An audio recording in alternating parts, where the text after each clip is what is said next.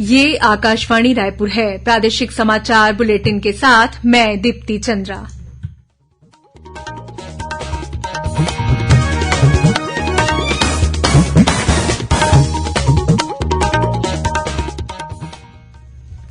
और अब पेश है आज के मुख्य समाचार। प्रदेश के 318 स्कूलों को स्वामी आत्मानंद हिंदी माध्यम उत्कृष्ट विद्यालय के रूप में विकसित किया जाएगा। प्रदेश में कल से जनसंख्या स्थिरीकरण पखवाड़ा चलाया जाएगा।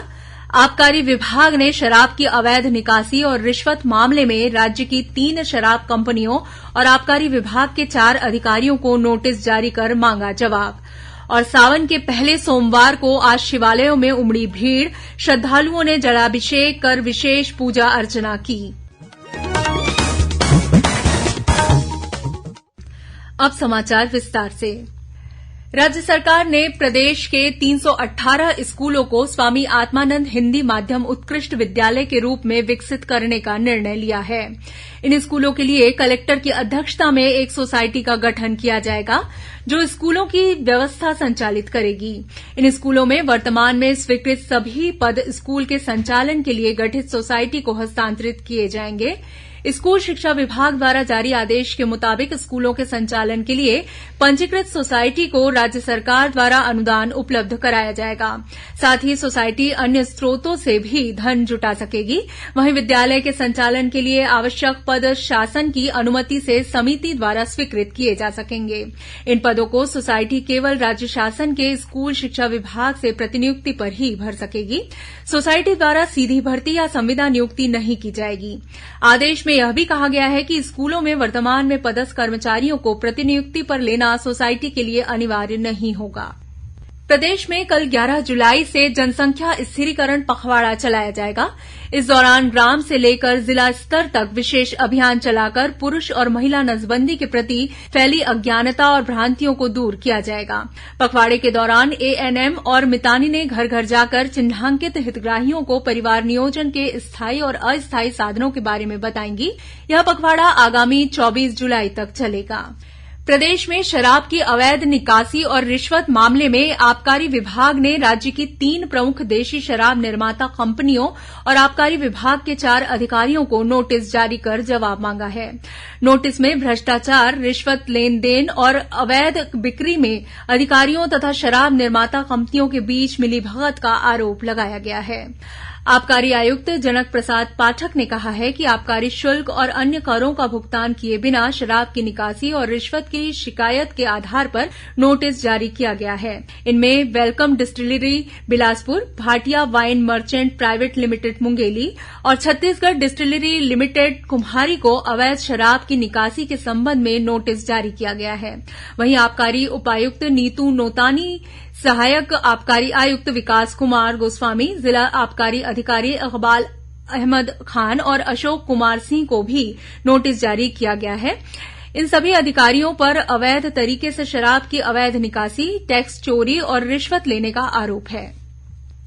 छत्तीसगढ़ के राज्यपाल विश्वभूषण हरिचंदन ने अपने ओडिशा प्रवास के दौरान आज पुरी स्थित श्री मंदिर में भगवान जगन्नाथ के दर्शन कर पूजा अर्चना की और देश तथा प्रदेशवासियों की खुशहाली की कामना की। उनके साथ राज्य की प्रथम महिला सुप्रभा हरिचंदन भी उपस्थित थीं। वहीं राज्यपाल ने साक्षी गोपाल में पंच शाखाओं को पुष्पांजलि अर्पित की। मुख्यमंत्री भूपेश बघेल ने आज बालोद जिले के ग्राम भरदा टटेंगा में माता बिंदेश्वरी बघेल के नाम से निर्मित बिंदेश्वरी पार्क का लोकार्पण और उनकी मूर्ति का अनावरण किया। इस मौके पर श्री बघेल ने माता बिंदेश्वरी पार्क के सौंदर्यीकरण और सामुदायिक भवन निर्माण के लिए 50-50 लाख रूपये देने की घोषणा की। इसी तहत उन्होंने खरखरा नदी से मेन रोड टटेंगा तक 3.5 किलोमीटर सड़क निर्माण के लिए 65 लाख रूपये की राशि स्वीकृत की। इससे पहले मुख्यमंत्री ने शिव मंदिर में पूजा अर्चना कर प्रदेशवासियों की सुख समृद्धि और खुशहाली की कामना की। भारतीय जनता पार्टी ने चुनाव घोषणा पत्र समिति के बाद अब आरोप पत्र समिति बनाई है। वरिष्ठ विधायक अजय चंद्राकर को इस समिति का संयोजक बनाया गया है। वहीं पूर्व विधानसभा अध्यक्ष प्रेम प्रकाश पांडेय और वरिष्ठ नेता ओपी चौधरी समिति के सदस्य होंगे। कोंडागांव कलेक्टर दीपक सोनी ने कलेक्ट्रेट सभाकक्ष में आयोजित बैठक में कोकोडी में निर्माणाधीन एथेनॉल प्लांट की प्रगति की समीक्षा की। बैठक में उन्होंने एथेनॉल प्लांट निर्माण से जुड़ी एजेंसियों और अधिकारियों से बॉयलर, टरबाइन, वाटर ट्रीटमेंट सहित प्रत्येक सेक्शन के निर्माण कार्यों की प्रगति की जानकारी ली। साथ ही उन्होंने प्लांट के निर्माण कार्यों को तेजी के साथ पूरा करने को कहा। इस अवसर पर उन्होंने प्लांट में जल्द से जल्द लोगों की भर्ती करने और भर्तियों में स्थायी लोगों को प्राथमिकता देने के निर्देश दिए। राजनांदगांव जिले के सी मार्ट उत्पाद की बिक्री में प्रदेश में दूसरे स्थान पर है। इन केन्द्रों से अब तक 2 करोड़ 15 लाख रुपए की वस्तुओं की बिक्री की गई है। सी मार्ट में अच्छी पैकेजिंग के साथ परंपरागत सहित अन्य वस्तुओं की बिक्री की जा रही है, जिससे लोगों का रुझान बढ़ा है। जिला कलेक्टर ने आश्रम, छात्रावासों, स्कूलों, आंगनबाड़ी केन्द्रों, स्वास्थ्य, महिला और बाल विकास विभाग सहित अन्य विभागों द्वारा सी मार्ट से खाद्यान्न तथा अन्य जरूरतों की सामग्रियों की खरीदी करने के निर्देश दिए हैं। सी मार्ट के माध्यम से स्व सहायता समूह की महिलाओं और पारंपरिक कुटीर उद्योग द्वारा निर्मित उत्पादों का उचित मूल्य मिल रहा है। प्रादेशिक समाचार आप आकाशवाणी रायपुर से सुन रहे हैं। खबरों से है आपका वास्ता और खबरों की विश्वसनीयता से है हमारा वास्ता। आकाशवाणी समाचार रायपुर के प्रादेशिक समाचार बुलेटिन के साथ ही हमारे समसामयिक कार्यक्रम आप रेडियो के अलावा अपने मोबाइल पर भी सुन सकते हैं। आकाशवाणी समाचार फेसबुक, ट्विटर और यूट्यूब पर भी उपलब्ध है। हमारा Facebook page Chhattisgarh news on AIR, Twitter handle CGAIR news और हमारा यूट्यूब चैनल है छत्तीसगढ़ AIR न्यूज। तो अब रेडियो के साथ ही आपके मोबाइल के जरिए भी हम पहुंच रहे हैं आप तक। छत्तीसगढ़ की हर खबर के लिए सुनते रहिए आकाशवाणी समाचार। और अब आगे बढ़ते हैं बाकी के समाचारों की ओर। छत्तीसगढ़िया ओलंपिक की शुरुआत इस साल हरेली त्योहार पर 17 जुलाई से होगी। लगभग 2 माह 10 दिन तक चलने वाली यह प्रतियोगिता 6 चरणों में आयोजित की जाएगी। इसमें बच्चों से लेकर बुजुर्ग तक हिस्सा ले सकेंगे। प्रतियोगिता में दलीय और एकल श्रेणी में 16 तरह के पारंपरिक खेलों को शामिल किया गया है। इस बार के ओलंपिक में एकल श्रेणी में रस्सी कूद और कुश्ती को भी जोड़ा गया है। प्रतियोगिता का समापन 27 सितंबर को होगा। अधिकारियों ने बताया कि छत्तीसगढ़िया ओलंपिक का आयोजन सबसे पहले ग्रामीण और नगरीय क्षेत्रों में राजीव युवा मितान क्लब स्तर पर आगामी 17 से 22 जुलाई तक नॉकआउट पद्धति से होगा। वहीं जोन स्तर पर यह प्रतियोगिता 26 से 31 जुलाई तक होगी। विकासखंड और नगरीय क्लस्टर स्तर पर आयोजन 7 से 21 अगस्त तक होगा, जबकि जिला स्तर पर यह प्रतियोगिता 25 अगस्त से 7 सितंबर तक और संभाग स्तर पर 10 सितंबर से 20 सितंबर तक आयोजित की जाएगी। वहीं राज्य स्तर की खेल प्रतियोगिताएं 25 सितंबर से 27 सितंबर तक होंगी। छत्तीसगढ़िया ओलंपिक खेल में दलीय श्रेणी में गिल्ली डंडा, पिट्ठुल, संखली, लंगड़ी दौड़, कबड्डी, खो खो, रस्साकसी और बाटी जैसे खेल विधाएं शामिल हैं। वहीं एकल श्रेणी में बिल्लस, फुगड़ी, गेड़ी दौड़, भवरा, 100 मीटर दौड़, लंबी कूद, रस्सी कूद और कुश्ती शामिल की गई है। छत्तीसगढ़िया ओलंपिक में विकासखंड और नगरीय क्लस्टर स्तर पर विजेता प्रतिभागियों से लेकर राज्य स्तर के विजेताओं को प्रमाण पत्र और पुरस्कार दिए जाएंगे।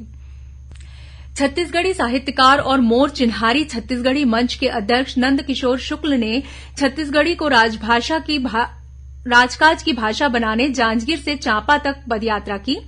इस मौके पर श्री शुक्ल ने कहा कि स्कूलों और सरकारी कामकाज में छत्तीसगढ़ी भाषा का उपयोग नहीं हो पा रहा है, इसलिए इस मुद्दे को लेकर पदयात्रा निकाली गई, जिसका उद्देश्य लोगों को छत्तीसगढ़ी भाषा के प्रति जागरूक करना है।